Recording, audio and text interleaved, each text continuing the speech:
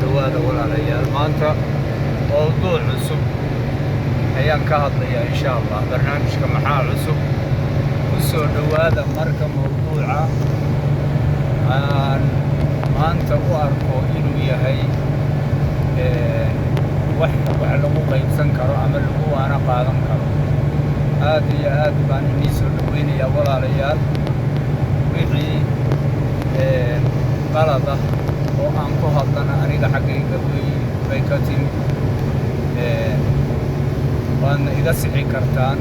aad baan inii salaamayaa walaalayaal marka mowduuca cusub oo aan maanta maxaa cusub ku soo qaadanayo waxa weeye raggii ina dhalay ama raggii Soomaaliyeed oo aynu soo gaarnay waxay ahaayeen rag haybad leh qayim leh awood Ilaahay uu u siiyey in ay xafidaan waxa ay mas'uulka ka yihiin marka raggii noocaas ahaa jiilalkeenan dambe oo bedelay waxay noqdeen rag aan mas'uuliyadoodu aanay aad u kulleyba aniga ra'yigayga aanay ii cajabin waxyaabaha aan ku dhaliilay oo aan rabo inaan ka soo maanta ka warramo waxaa ka mid ah raggii noocaas ahaa maanta waxay ka dhammaan la'yihiin khaasatan nimanka YouTube-ka ku jira ama baraha bulshada nimanka ku jira waxay u bateen in gabar la caayo hooyo la caayo mid sawjadiisa ka warrama mid dumarka kale caaya ama ka warrama waxay u bateen rag aan macnaha aan mas'uuliyadoodu ay yare ila daciifsan tahay warma waxa aynu wanaag u haysanaa inaynu gabaraynu sawirno ama sawir aynu soo dhigno baraha bulshada inuu macnaha wax siyaadinayo maraganimadu mataasay ku jirtaa diinteenna samixa oo diinta islaamka ahi mataasay ogoshahay shareecada islaamka ma ku bannaan tahay mase isweydiisay maalin ayaa imanaysa lagu weydiinayo wax walba oo ama gacanta ka samee ama isha ka samee ama farjigaba ka samee maalin baad ilaah hortegaysaa oo waxaad alle la hortegaysaa wixii camal ahaayo aad samaysay marna ma isweydiisay camalkan aad samaynaysid ilaahay raalli ma ka yahay diinteennuse ma ku bannaan tahay marna ma isweydiisay waa lagu weydiinayaa mas'uuliyaddan ku saaran iyo dadkan ilaahay mas'uulka kaaga dhigay marna ma isweydiisay qayimka iyo akhlaaqda diinta islaamka ama insaankaba midani kuma bannaana marna ma isweydiisay oo ma tiri caqligaagu ma ku siiyey waxaani waa caadaad shisheeye iyo dhaqanka reer galbeedku ay ku dhaqmaan marnaba ma isweydiisay ilaahay hortiisa maalinta alle uu leeyahay waqafuuhum innahum mas'uuluun waxa lagu weydiinayaa cumrigaagii iyo wixii aad camal fashay wanaag iyo samaan marna ma isweydiisay waxaanay kutub baa ilaahay ku qorayaa suxuf baa alle ku qorayaa malaa'ig baa alle kuu xil saaray kaa sajalaysa wax walba oo maalinta ilaahay hortiisa la taagan yahay waxa la keenayaa suxufkaagii marnase ma isweydiisay waxa la keenayaa suxuf adigu aad leedahay oo malaa'igtani ay qoreen malaa'igta ilaahay uu inoo ku sheegay subxaanahu wa tacaala kiraaman kaatibiina yaclamuuna maa tafcaluuna war marna ma isweydiisay mas'uuliyad baa ku saaran oo dalkan iyo diintan kaa saaran marna ma isweydiisay waxaan aad ugu xilanaysaa thamanan qaliilan aad sawiradan ku bedelanaysaa ama like iyo sheerka aad ku bedelanaysaa aakhiro wax kuu qaban mayaan ragga Soomaaliyeed marka waxaan leeyahay warnimayow ragga magaceenna dilaya ama magaca Soomaaliyadnimada dilaya aynu iska qabanno haddaynu xukuumad nahay iyo haddaynu shacab nahay ba aynu u soo jeesan waddankan aniga aan ku noolahay oo aan joogo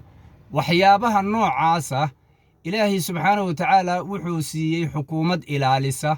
dadkuna dhaqankan kuma badna balse waddankan dhaqanka ka jira waxa weeye waxa kani waa ceeb bay yaqaanaan insaanka kugu arkaya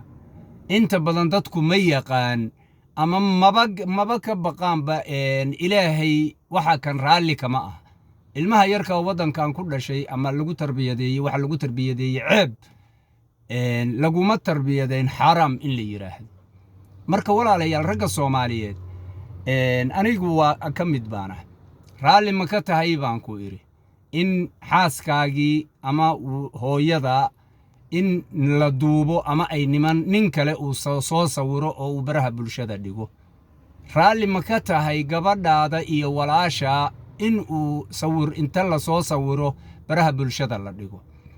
raalli ma ka tahay ehelka gabdhaha ehelka ku ah adiga inta niman soo sawiraan baraha bulshada dhigaan ما يرالي كنقون ميسي سبنكي الرسول عليه الصلاة والسلام صحابي بأوي من رسولك وحو كيري يا رسول الله سنة إيفا سحبوير رسولك منا عنانا كمنا قيلنا صوفر يسبوير وحو ويدي سؤالها سانين ويديني ولا شار رالي مكتها إن لغا سينيستو هو يدا مكتها رالي مكتها إن لغا سينيستو حاسكاغا هدو حاسكاغا أما داد دمرك إهل كوحي غابا إن لغا سين ما يبوير haddaba buu yiri cid gabar walba waxa la dhalatay ehel bay leedahay zawjad weeye hooyo weeye walaal weeye eeda weeye habar yar weeye sodoh weeye marka waxaan inii sheegaya aynu ka xishoono waxa ay diintu ina ka reebtay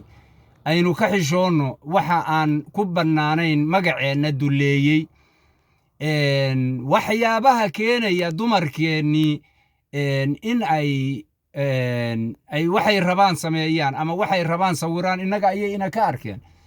raggana waan u soo noqonaya dumarkana waan u soo noqonaya hadduu ilaahmo iyagana tooda waan keenaya laakiin baraha bulshada dadka ku jira ilaahay ka cabsooda war ilaahay ka baqa ittaqullah haytha ma kuntum war waxa dhacaya ama ama meel baraha bulshada ku jira ma ahan wax diinta islaamka iyo samcadeena ku wanaagsan awal baynu jiha walba ka dhunnay oo aynu jiha walba ka hadlaysnayn jiha walbana aynu ka ceebaysnayn caalamka oo dhan baynu ku ceebaysnay maantana heer waxaynu gaarnay aynu ku soo noqono caarkeeni aynu ku soo noqono caarkeeni aynu ka sheekayno marka walaalayaal tan waa mid u khaasa nimanka weeye hadduu alla idmana ragga ayaan ka hadli doona ragga ayay ku khaastahay midani dumarkana waan u soo noqonaya dumarka ruuxoodu ma ahan saliim ma ahan oo waxyaabaha ay samaynayaan waa la mid kuwan raggu ay samaynayaan haddaanay kaba sii wax sii dheerayn marka iyagana maalin baan u soo noqonaya marka waxaan ini leeyahay walaalayaal aynu ilaahay u noqonno aynu ceebaha aynu iska dayno waxyaabaha aan ku bannaanayn in aad sawirtid ood baraha bulshada dhigtid waa inaad ka hartaa ceeb bay kugu tahay ilaahay agtiisana caraa kaaga imaanaysa carada ilaahay bay iyayan ini ku dhicin